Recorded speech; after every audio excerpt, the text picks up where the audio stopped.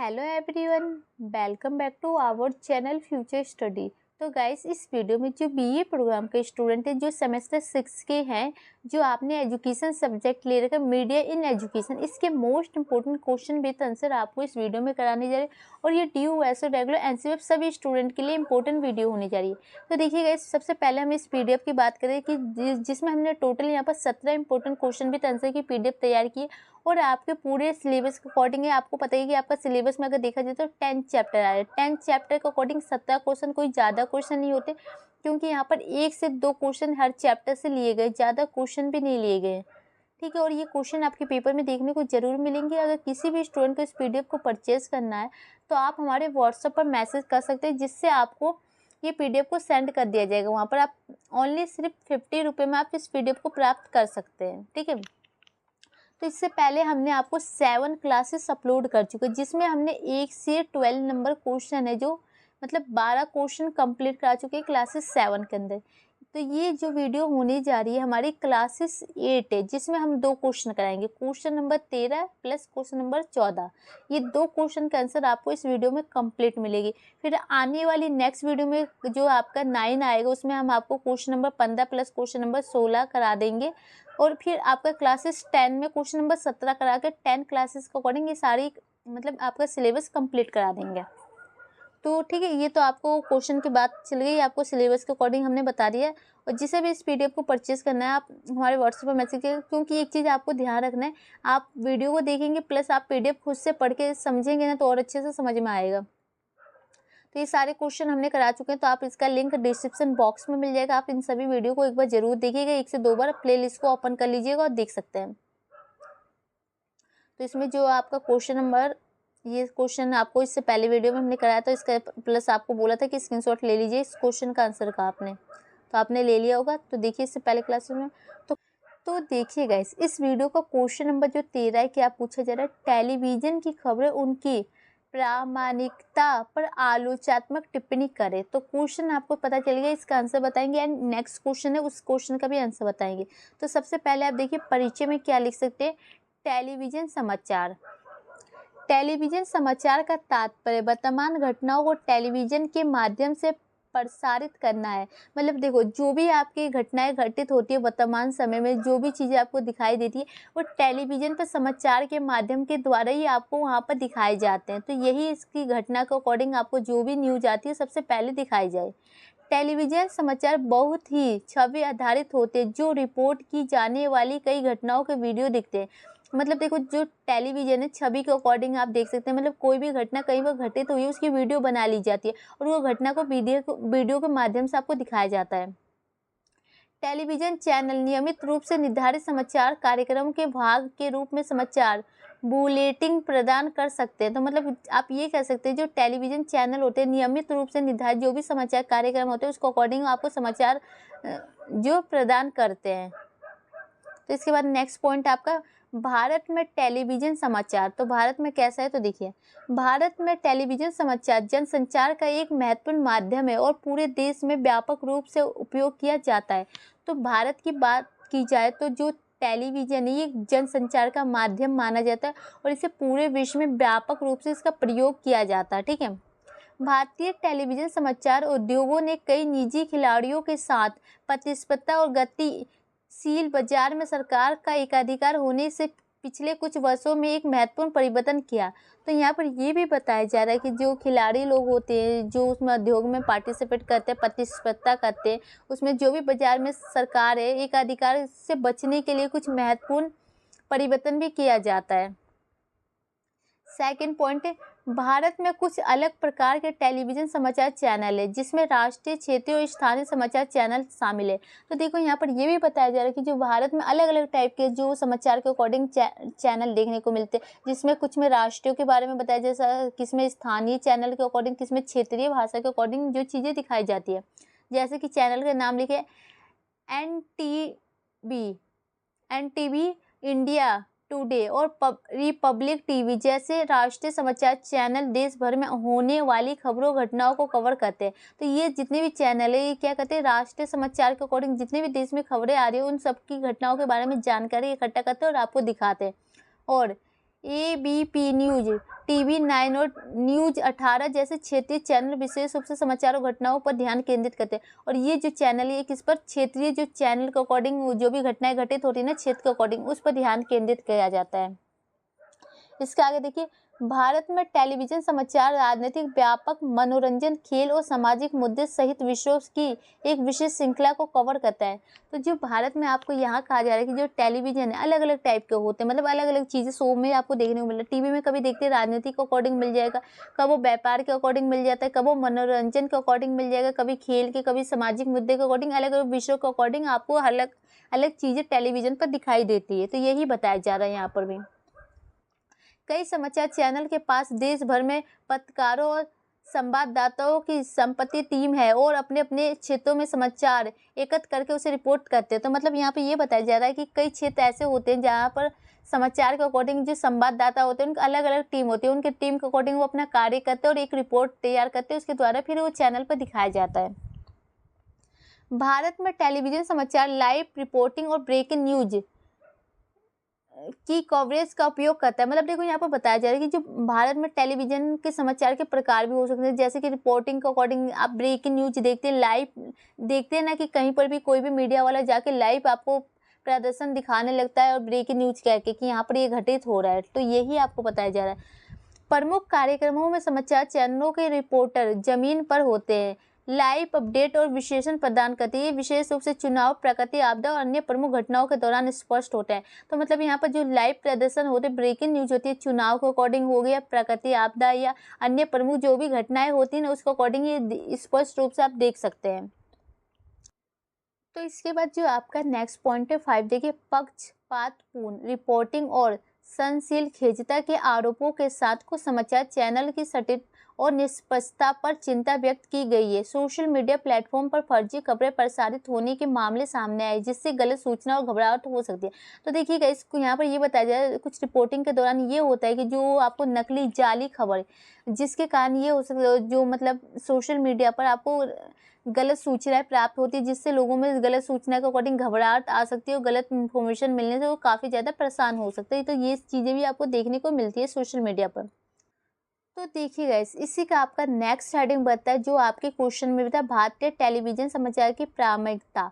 मतलब आपको इसको कैसे आप देखेंगे कि एकदम ये रियल जैसा होगा, आपको कैसे इसको साबित कर सकते हैं। तो देखिए, भारतीय समाचार टेलीविजन की प्रामाणिकता कई वर्षों से बहस का विषय रही, जबकि कुछ चैनलों की विश्वसनीय होने और सटीक समाचार प्रस्तुत करने की प्रतिष्ठा है, अन्य की संशीलखेज और पक्षपाती रिपोर्टिंग को गलत सूचना फैलाने के लिए आलोचना की गई है। तो यहाँ पर इसका मतलब ये कि आप कैसे जो समाचार चैनल उस पर आप विश्वास कर सकते हैं, वो कि अच्छी बातें बता रहा है, ठीक है। तो यहाँ पर ये बताया जा रहा है कि जो भी ये टेलीविजन के चैनल होते हैं, समाचार चैनल होते हैं, उनके विषय में काफ़ी ज़्यादा जो बहस का विषय बनता है, मतलब मतभेद होते रहते हैं। जबकि कुछ चैनल ऐसे जिस पर आप विश्वास कर सकते हैं, लेकिन कुछ चैनल ऐसे हैं ना कि जो गलत चीज़ें आपको सूचनाएं गलत फैलाते हैं, जिसकी आप आलोचना भी कर सकते हैं। इसके आगे देखिए, भारतीय समाचार टेलीविजन के बारे में प्रमुख चिंताओं में से एक कुछ चैनल की राजनीतिक संवाददाता और राजनीतिक दलों द्वारा उनके स्वामित्व है, जिसमें पक्षपातीपूर्ण रिपोर्टिंग के आरोप को जन्म दिया। कुछ चैनल पर एक राजनीतिक दल को दूसरे के पक्ष में करने का आरोप लगाया गया है।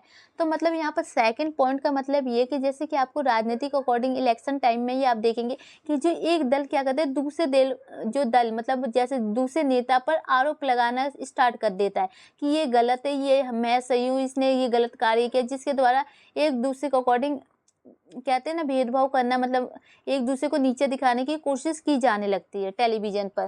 तो ये भी है आपका एक चिंता का विषय कह सकते हैं आप राजनीति के अकॉर्डिंग। तो आपका थर्ड पॉइंट है, देखिए, ऐसी कई घटनाएं भी हुई है जहां भारतीय समाचार चैनलों को फर्जी खबरें प्रसारित करते और गलत सूचना फैलाते हुए पकड़ा गया। तो मतलब ये बताया जा रहा है कि ऐसी कई खबरों के बारे में हमें जानकारी प्राप्त होती है, जो कह सकते हैं जो भारतीय चैनल होते हैं मतलब गलत सूचना का प्रचार करते हैं और गलत जानकारी देते हैं, इसके अकॉर्डिंग उन्हें पकड़ लिया गया है।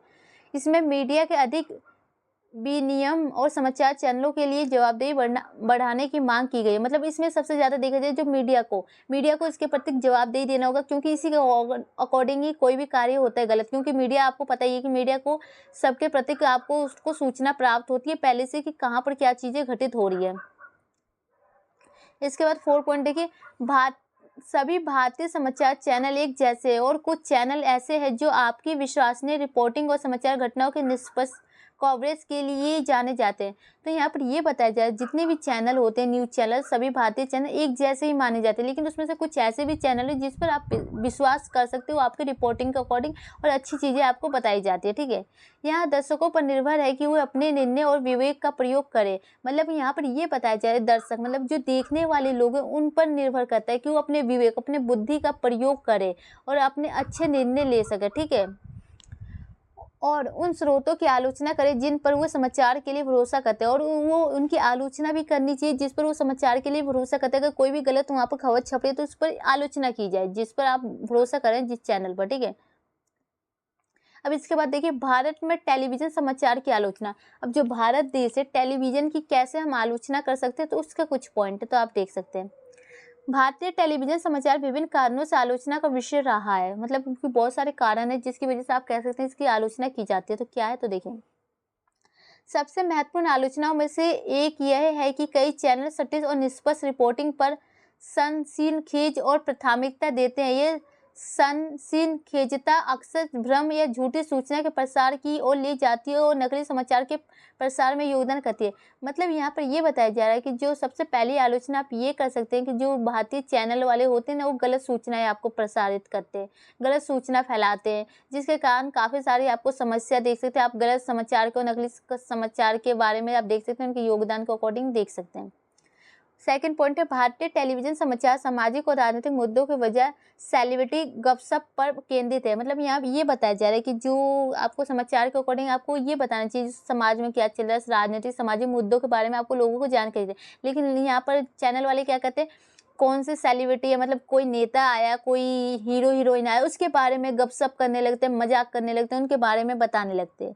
आम लोगों के जीवन को प्रभावित करने वाले अधिक जरूरी मामलों की अपेक्षा करते हैं। मतलब उनकी उसको कोई मतलब है ही नहीं, जो आम लोगों के लिए जानकारी अधिक देनी चाहिए उनसे उन्हें मतलब है ही नहीं। कई समाचार चैनल मनोरंजन से संबंधित समाचार जैसे सेलिब्रिटी शादी और फिल्म रिलीज के लिए महत्वपूर्ण, मतलब वही कहते हैं कि जो महत्वपूर्ण ऐड आपको दिखाने लगते हैं। जैसे कि किसी की शादी हो गई, किसी सेलिब्रिटी की शादी हो गई, उनकी फिल्म रिलीज हुई, इनके बारे में आपको बहुत सारे पोस्टर, बहुत सारे ऐड दिखाने लगेंगे। लेकिन वो ये जो इम्पोर्टेंट चीज़ें हैं ना, वो आपको बताना जरूरी नहीं समझते हैं न्यूज़ के अकॉर्डिंग कि देश दुनिया में क्या घटित हो रहा है।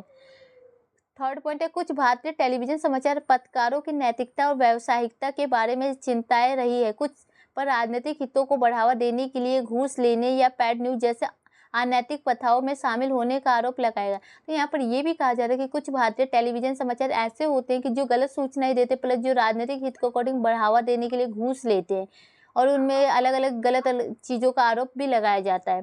भारतीय टेलीविजन समाचार को इनकी सनसनीखेजता, निष्पक्षता की कमी, पूर्व और नैतिक चिंताओं के लिए आलोचना का सामना करना पड़ता है। तो ये सभी कारण के अकॉर्डिंग आप कह सकते हैं इसकी आलोचना का इसे सामना करना पड़ता है।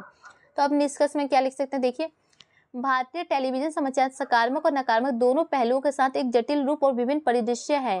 दर्शकों के लिए महत्वपूर्ण है कि वो अपने द्वारा उपभोग की जाने वाली खबरों के प्रति समझदार और आलोचनात्मक हो और सूचना के विश्वसनीय स्रोतों की तलाश करें।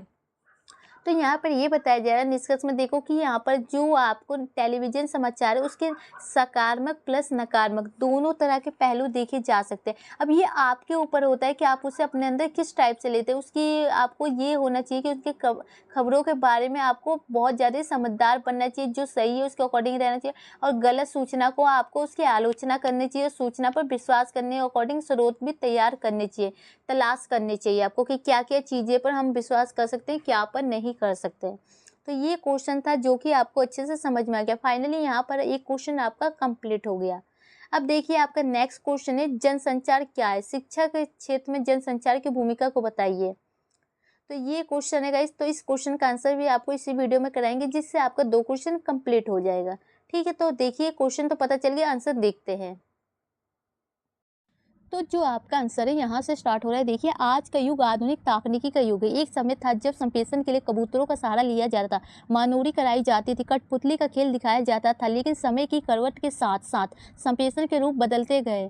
तो यहाँ पर ये बताया जा रहा है कि देखो, एक समय ऐसा था ना कि जो हम संप्रेषण के लिए क्या कबूतरों का सहारा लिया करते थे, हम खेल दिखाया करते थे, लेकिन समय के साथ ऐसे बदलाव हुआ है ना, जैसे आज के युग को आप आधुनिक तकनीकी का युग कह सकते हैं।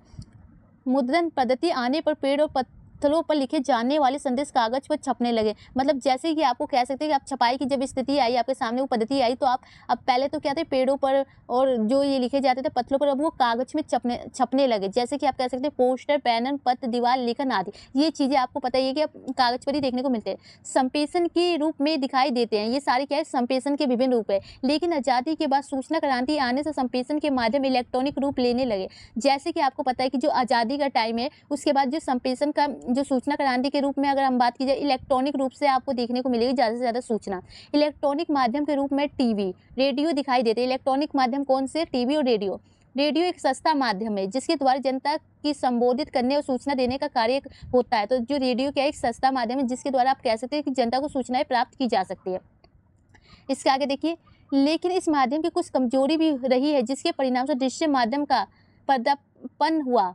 मतलब यहाँ पर ये बताया जा रहा है कि जैसे कि आपको रेडियो माध्यम है, इसके माध्यम से कुछ कमजोरियां भी देखने जाती है, जिसके कारण आप कह सकते हैं जो दृश्य माध्यम का जो उदय हुआ। आज टीवी से भी आगे इंटरनेट और कंप्यूटर के आने से संप्रेषण को नया बात मिलता। तो मतलब यहाँ पर बताया जा रहा है कि जो इंटरनेट है, जो टीवी से भी आगे इंटरनेट और कंप्यूटर आज की डेट में है। आज भी टीवी और रेडियो महत्व कम नहीं है और ना ही कम आकी जा सकती है। शुरुआत में रेडियो और टेलीविजन एक तरफ संप्रेषण का माध्यम दिखाई देता था, लेकिन धीरे धीरे समय की मांग के साथ साथ इसके माध्यम में भी प्रभावी संप्रेषण का गुण आता चला गया। आज रेडियो पर कोई भी उद्घोषण किसी भी श्रोता से बात कंप्यूटर क्रांति के एक और जहां सूचना का दायरा बढ़ा, वहीं इंटरनेट के आने से कंप्यूटर को नई अर्थ है। इलेक्ट्रॉनिक मेल, जिसमें किसी भी व्यक्ति का कोई भी व्यक्ति क्षण भर में संदेश भेज सकता है या करता है। तो यहाँ पर ये बताया जा रहा है कि देखो कि आज के टाइम में हम कंप्यूटर है, जो आपका टीवी है, इंटरनेट है, रेडियो, इनके महत्व की कमी हम नहीं बता सकते। सबका अलग अलग महत्व अपने स्थान पर सभी ज़्यादा इंपॉर्टेंट है। जैसे पहले के टाइम में टीवी और रेडियो इंपॉर्टेंट है, आज के टाइम में जो आप इंटरनेट के द्वारा कंप्यूटर, इलेक्ट्रॉनिक जो मेल होती है वो सारी इंपॉर्टेंट है। आपको यहाँ बताया जा रहा है एक ही समय में आप एक व्यक्ति के कई व्यक्तियों को मेल भेज सकते हैं, प्राप्त कर सकते हैं कुछ ही सेकेंड में। इसी प्रकार टेलीविज़न में भी होने लगा। परिभाषा और जान मिली, मतलब इसकी परिभाषा और जान मिली, मतलब इसके बारे में और भी लोग जानने लगे। इंटरनेट के आने ईमेल, ब्लॉग आदि संप्रेषण के माध्यम बने। जैसे आपको पता चला कि इंटरनेट आया, उसके द्वारा आप ब्लॉग लिख सकते हैं, ईमेल कर सकते हैं, ये सारे संप्रेषण के माध्यम बने। जिस सूचना को हम पत्रों के माध्यम से आपस में संप्रेषित करते थे, वहीं ईमेल के द्वारा कार्य किया जाने लगा। पहले आप पत्र के द्वारा आपस में एक दूसरे से बातचीत करते थे, ना अब ईमेल के द्वारा कर सकते हैं। ईमेल प्राप्त कर सकता है जो काम पहले पत्र या तार करते थे। कंप्यूटर के साथ साथ मोबाइल ने इसे संप्रेषण को और सुलभ बनाया। मतलब कि जैसे कंप्यूटर तो आया, प्लस इसके साथ जो मोबाइल है उसने भी और ज़्यादा सुलभ, मतलब आसान बना चुके हैं ईमेल करना। मोबाइल के व्हाट्सएप ऐप और एमएस की सुविधा से संप्रेषण की प्रक्रिया अत्यंत आसान और सस्ती कर दी गई। मतलब यहाँ पर बताया जाए जैसे कि मोबाइल में व्हाट्सएप ऐप आया, जैसे एसएमएस की आपको सुविधाएं ने संप्रेषण की प्रक्रिया को और ही ज़्यादा मतलब आसान कर दी है और सस्ती कर दी है। समय की बढ़ती मांग के साथ साथ संदेशों के आगे चित्रों, ध्वनियों आदि का संप्रेषण भी इंटरनेट के द्वारा विभिन्न रूपों में भेजे जाने लगा। मतलब ये सारे जो ध्वनि, साउंड होती है, चित्र होती है, ये सब संप्रेषण के द्वारा बहुत ही आसानी से भेज सकते हैं विभिन्न माध्यम में, उनके रूपों में। समय की बचत के साथ साथ कम स्थान में ज़्यादा रिकॉर्ड करने की सुविधा हो पाई है। मतलब कि आपको जितना कम समय उसके ज़्यादा आप रिकॉर्ड कर सकते हैं कोई भी चीज़, इंटरनेट के द्वारा संभव हो पाई है। कंप्यूटर ने इंटरनेट के द्वारा ब्लॉग बनाने, उसमें लिखकर साचित साधनी संप्रेषण की व्यवस्था की गई है। इस इलेक्ट्रॉनिक माध्यम से आम व्यक्ति भी अपनी अभिव्यक्ति करने में सक्षम हो सकता है, इसलिए आज ये सशक्त माध्यम के रूप में हमारे सामने आया है। मतलब बताया जा रहा है इलेक्ट्रॉनिक माध्यम के द्वारा मतलब आम व्यक्ति भी इसका उपयोग कर सकता है और एक अच्छा मतलब बन सकता है।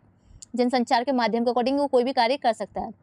इसके आगे देखिए, जनसंचार का शैक्षिक महत्व। शिक्षा के अंतर्गत जनसंचार के माध्यमों का विशेष महत्व है। शिक्षा में जनसंचार के महत्व को समझने से पूर्व हमारे लिए जान लेना आवश्यक है कि आधुनिक भारतीय समाज में जनसंचार के माध्यम कौन से हैं।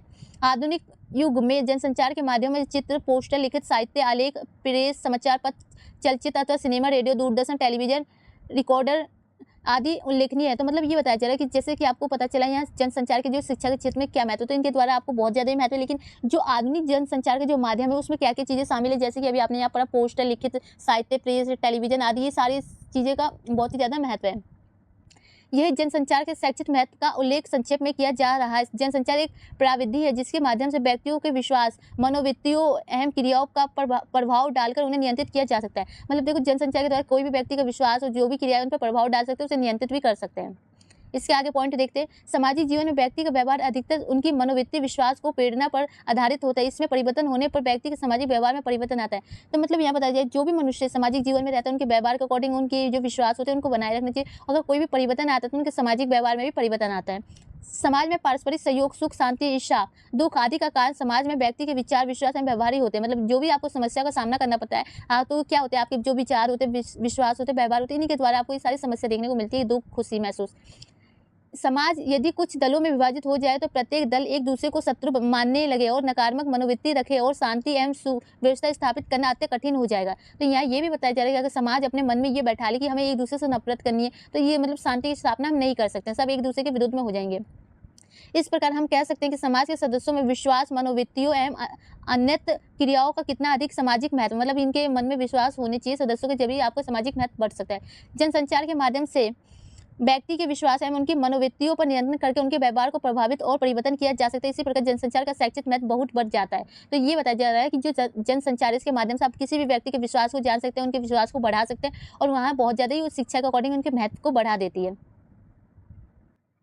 इसके आगे आप पॉइंट देखिए। जनसंचार जहां एक और सामाजिक निरंतर उनकी शिक्षा में सहायता प्रदान करता है, वहीं दूसरी ओर विभिन्न समाजों की सांस्कृतिक एवं सभ्यताओं के निकटताकार पारस्परिक सद्भावना उत्पन्न करता है। एक राष्ट्र अथवा समाज को एक दूसरे की प्रगति को अवगत कराता है। जनसंचार की सहायता से पुराने आदर्श एवं विश्वासों में परिवर्तन और नए विश्वासों एवं आदर्शों को स्थापित करने का प्रयास किया जाता है। तो यहाँ पर यह भी बताया जा रहा है कि जो जनसंचार के माध्यम से आप कोई भी चीज़ में परिवर्तन कर सकते हैं, पुराने विश्वास नए विचारों को उत्पन्न कर सकते हैं। जनसंचार उन व्यक्तियों को प्रभावित करता है जिनकी मान्यताएं प्रचार के निर्देशों को अनुकूल होती है। व्यक्ति अपनी मान्यताएं एवं आदर्शों तथा निश्चित मनोवृत्तियों के विपरीत होने वाले निर्देशों को कम ग्रहण कर पाता है। समाज में जनतंत्रिका ढांचे को बनाए रखने में भी जनसंचार की महत्वपूर्ण भूमिका होती है। इन आगे देखिए, समाज के अतिरिक्त विद्यालयों में जनसंचार के माध्यम के प्रयोग से न केवल शैक्षिक विषयों की गहनता बढ़ती है, वरना शिक्षा में रुचि विस्तार एवं शिक्षा के प्रसार को भी बल मिलता है। समाचार पत्र, मतलब ये बताया जाए, जो समाचार में विद्यालय होते हैं जनसंचार के माध्यम से बहुत ज़्यादा इनके विषयों में मतलब इनकी योग्यता बढ़ती है, इनका शिक्षा के अकॉर्डिंग इनकी रुचि बढ़ती है और इस शिक्षा का जो विस्तार होता है। और इसका देखिए, समाचार पत्रों, मानसिक एवं पत्रिकाओं, चलचित्र प्रदर्शनियों, रेडियो, दूरदर्शन आदि के माध्यम से बालकों को न केवल पाठ्यक्रम समृद्ध ज्ञान प्राप्त होता है बल्कि शिक्षात्मक ज्ञान भी प्राप्त होता है। मतलब जो पाठ के अकॉर्डिंग तो ज्ञान होता है प्लस उसके अकॉर्डिंग भी जो उनको ज्ञान प्राप्त होता है जो स्टूडेंट को। अब देखिए, निष्कर्ष में आप क्या लिख सकते हैं, यह कहा जा सकता है कि संप्रेषण की बढ़ती तलक एक आवश्यक ने संप्रेषण के बढ़ते माध्यमों का विकसित किया है। नई नई क्रांति और इलेक्ट्रॉनिक उपकरण या संप्रेषण सफल रूप से संभव हो सकता है। तो मतलब इसके द्वारा ही आप कह सकते हैं नए नए जो माध्यम विकसित होते हैं, नई नई तकनीकी इलेक्ट्रॉनिक उपकरण आते हैं जिसके द्वारा आप कह सकते हैं जो संप्रेषण एक सफल संप्रेषण के रूप में कार्य कर सकता है। तो फाइनली गाइस, यहाँ पर ये क्वेश्चन कंप्लीट हो गया। आने वाली नेक्स्ट वीडियो में आपको क्वेश्चन नंबर 15 और क्वेश्चन नंबर 16 के अकॉर्डिंग क्लासेस मिल जाएगी। तो वीडियो अच्छी लगे तो लाइक से कीजिएगा, जिससे भी पीडीएफ को परचेस करना है व्हाट्सएप पर मैसेज कीजिए। Thank you.